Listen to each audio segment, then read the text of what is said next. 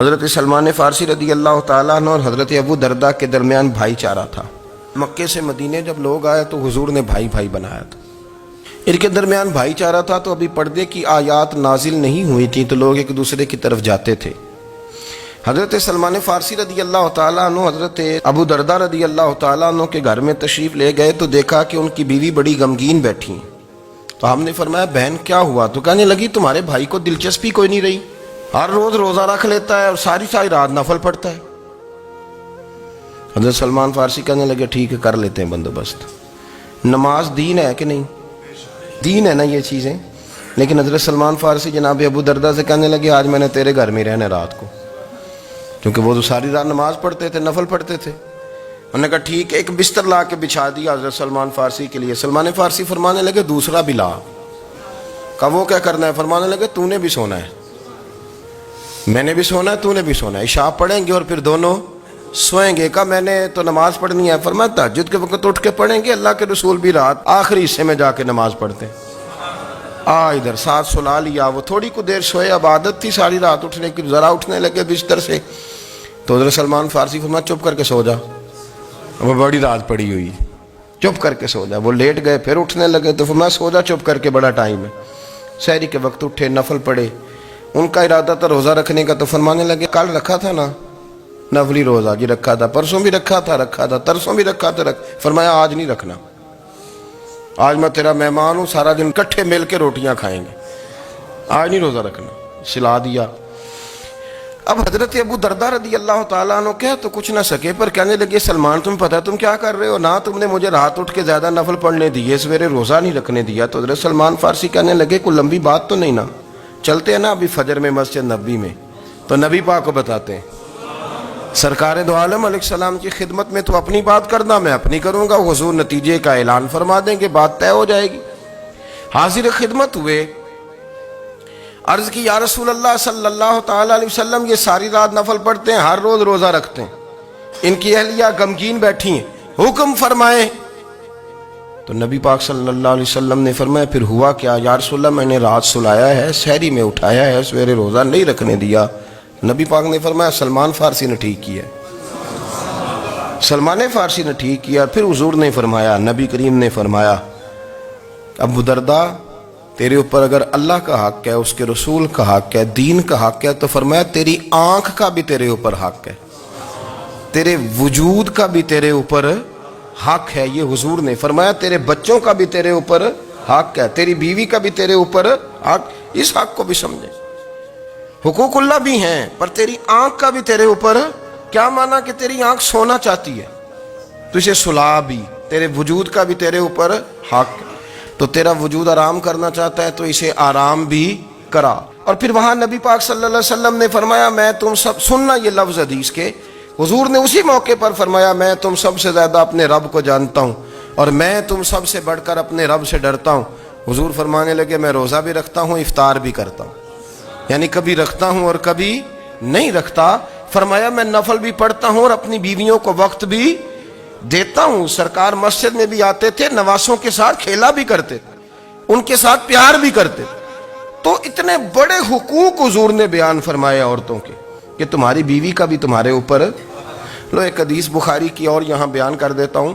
ایک شخص نے آ کے عرض کی یا رسول اللہ صلی اللہ تعالی علیہ وسلم جہاد کے لیے تیاری ہو گئی ہے، صفیں بن رہی ہیں، مجاہدین کی تیاری ہے، تو میرا بھی نام لکھ دیا گیا ہے مجاہدوں کی لسٹ میں، لیکن یا رسول اللہ صلی اللہ تعالی علیہ وسلم میری بیوی نے حج کی تیاری کر لی ہے اور میرے دوستوں نے، صحابہ نے میرا نام مجاہدین کی لسٹ میں لکھ دیا، تو میرے لیے کیا حکم ہے؟ یہ بخاری مسلم ہے۔ تو نبی پاک صلی اللہ تعالی علیہ وسلم نے فرمایا جہاد پہ کوئی اور چلا جائے گا تو بیوی کے ساتھ حج کرنے جا، اسے محرم کی ضرورت ہے، وہ تیرے بغیر کیسے جائے گی؟ مجاہدین کو تو اور مجاہد مل جائے گا، پر تو اپنی بیوی کے ساتھ جانا۔ نبی پاک صلی اللہ علیہ وسلم نے مرد کو محافظ بنایا ہے، عورت کو مرد کا قیدی نہیں بنایا، بلکہ عورت کو حفاظت عطا کی اور مرد کو اس کا محافظ بنایا۔ اب بچیاں آزاد ہونا چاہتی ہیں، اور آزادی بھی وہ والی کہ جو بنیادی طور پر آزادی نہیں، فحاشی ہے۔ میں نے بہت پہلے کہا ہے کہ اسلام بیٹیوں کو قیمتی سمجھتا ہے، جس بندے کے پاس 20 تولے سونا ہو وہ چوک میں لے کے نہیں آتا، وہ قیمتی چیز ہے، اس نے چھپا کے رکھی ہوتی ہے۔ تو جو نبی پاک صلی اللہ علیہ وسلم کا کلمہ پڑھنے والے بیویاں، اسلام انہیں قیمتی سمجھتا ہے، کہتا ہے کہ تم قیمتی ہو لہذا گھر کے اندر رہو، تم باہر نہ ہو۔ لیکن عورتیں ہیں کہ ان کو بلا وجہ لوگ خراب کر دیتے ہیں اور بلا وجہ وہ اس مغالطے کا شکار ہو جاتی ہیں۔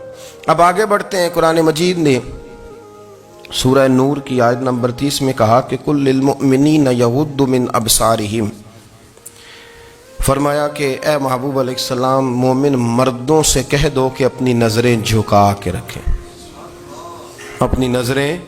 اور اگلی آیت میں فرمایا وَقُلْ لِلْمُؤْمِنَاتِ يَغْضُضْنَ مِنْ أَبْصَارِهِنَّ، فرمایا کہ اے محبوب مومن عورتوں سے بھی کہہ دو کہ اپنی نظریں جھکا۔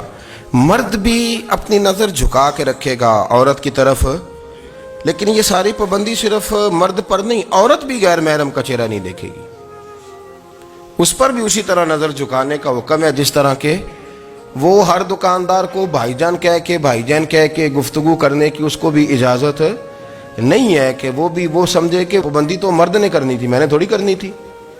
وہ جس کے پاس جائے، جہاں بھی جائے، ڈاکٹر کے پاس جائے، باہر جائے، تو وہ جس طرح مرضی اس کا دل چاہے وہ بات چیت کرے، اس کی عورت کو بھی اجازت اسلام نہیں دیتا۔ بنیادی طور پہ اسلام شرم و حیا کا دین ہے، حیا کی بات کرتا ہے۔ حیا کی جب ہم تعریف کرتے ہیں تو حیا کی تعریف یہ ہے کہ کوئی کبھی چیز دیکھ کے نہ تو آپ کی طبیعت میں کراہت محسوس ہو، آپ کوئی غلط جملہ منہ سے نکالتے ہوئے ذرا جھجکیں، آپ کوئی غلط بات کرتے ہوئے تھوڑا بوجھ محسوس کریں۔ ہمارے ہاں تیزی سے فروغ پایا ہے بے حیائی میں، سنگیوں کی محفلیں، یاروں کی محفلیں، اس میں غلیظ گفتگو ہوتی ہے، الا ماشاء اللہ۔ جن دوستوں کو بڑی پاک صاف گفتگو کرنی چاہیے، دوستی کا رشتہ بڑا مقدس رشتہ ہے، جو یہاں ایک دوسرے سے پیار کریں گے جنت میں بھی اکٹھے داخل کیے جائیں گے۔ شرط یہ ہے کہ پیار اللہ رسول کی رضا کے لیے ہو، لیکن اس کے اندر اگر آپ کی گفتگو کچی ہو، کمزور ہو، فحاشی والی ہو، عریانی والی ہو، وہ ہمارے ہاں تو اب اس کو لوگ فیشن سمجھتے ہیں، اس کو مردانگی کی علامت سمجھتے ہیں کہ وہ جی ساری باتیں جی وہاں ہو گئیں، اور جس کا جو جی چاہا اس نے کہا۔ آپ جب حیا کے دائرے میں ہوتے ہیں تو آپ خود بھی سکون محسوس کرتے ہیں۔ دیکھیں نا، آپ کو نیند سکون سے کہاں آتی ہے؟ جہاں کمرہ بند ہو، چاروں جانب دیوار ہے، اوپر چھت ہے، خالی دروازہ بھی کھلا ہوا ہونا تو جب بندہ سکون لینا چاہتا ہے تو کہتا ہے یار ذرا دروازہ ذرا بند کر دو۔ وہ اچھی طرح اپنے آپ کو چھپا لیتا ہے نا حیا کے پردے میں، تو اللہ اسے سکون عطا کرتا ہے۔ اور جو اس سے بھی زیادہ ٹھنڈی نیند میں جانا چاہتا ہے وہ کہتا ہے لائٹ بھی بند کر دو۔ اب وہ مکمل طور پہ سمجھتا ہے کہ میں چاروں جانب سے چھپ گیا ہوں، اگر میں کھل کے بھی سو جاؤں گا تو میرا چونکہ پردہ قائم ہے تو مجھے کوئی دشواری نہیں ہوگی۔ آپ جب چھپ جاتے ہیں، جب آپ حیا کے اندر سمٹ جاتے ہیں، جب آپ چادر کے اندر آ جاتے ہیں تو آپ بہت ساری جگہوں پہ آسانی محسوس کرتے ہیں۔ تو حیا تو آپ کو سکون دیتی ہے، حیا تو دل کو راحت دیتی ہے۔ میں بڑی ذمہ داری سے بات عرض کرتا ہوں، قرآن مجید نے نا ایک مقام پہ مذاق کو، ایک مزاح ہوتا ہے خوش طبی، وہ نہیں، مذاق اڑانا، قرآن پاک نے نا مذاق کو ایک جگہ پہ جاہلوں کا طریقہ بھی قرار دیا ہے۔ بنی اسرائیل کے لوگوں سے حضرت موسیٰ نے کہا کہ گائے ذبح کرو اور ایک ٹکڑا مقتول کو مارو، زندہ ہو کے خود بتا دے گا مجھے کس بندے نے قتل کیا۔ تو کہنے لگے آپ ہمارے ساتھ مذاق کر رہے ہیں۔ تو قرآن مجید کہتا ہے کہ حضرت سیدنا موسیٰ علیہ السلام فرمانے لگے اعوذ باللہ ان اکون من الجاہلین، فرمانے لگے میں اللہ کی پناہ مانگتا ہوں کہ میں جاہلوں میں سے ہو جاؤں۔ یہ مذاق کرنا تو جاہلوں کا طریقہ ہے۔ اگر آپ کی زبان سے بے حیائی کا جملہ نکل گیا، اگر آپ کی زبان سے بے حیائی کا جملہ نکل گیا، آپ نے کہہ دیا کہ ہم آزاد لوگ ہیں، جو مرضی کریں گے، جو مرضی کہیں گے، جو ہمارا دل میں آئے گا کریں گے، تو پھر تو لوگ آپ کا وہ حشر کریں گے کہ آپ سے برداشت ہی نہیں ہوگا۔ جس کا لوگ مذاق بنا لیتے ہیں اور جو مذاق بن جاتا ہے پھر اسے کوئی جینے دیتا ہے؟ آپ حیا کی چادر میں چھپیں گے تو بچیں گے۔ اگر آپ نے اپنا مذاق بنوا لیا یہ کہہ کے کہ میں نے مرضی کرنی ہے، پھر یاد رکھنا چھپنے کو جگہ نہیں ملے گی، پھر تکلیف میں آ جائیں گے، پھر بہت بڑی اذیت کا شکار ہو جائیں۔ شرم و حیا، عرب کے اندر جو کنواری لڑکیاں تھیں ان میں بڑی حیا ہوتی تھی، الحمدللہ میں بڑے فخر سے کہتا ہوں کہ میرے پنجاب کی، میرے پاکستان کی بیٹیاں بھی 20 دفعہ ان کا ابا کہے تیری شادی کرنی ہے تو وہ آنکھ نہیں اٹھا پاتی آج بھی۔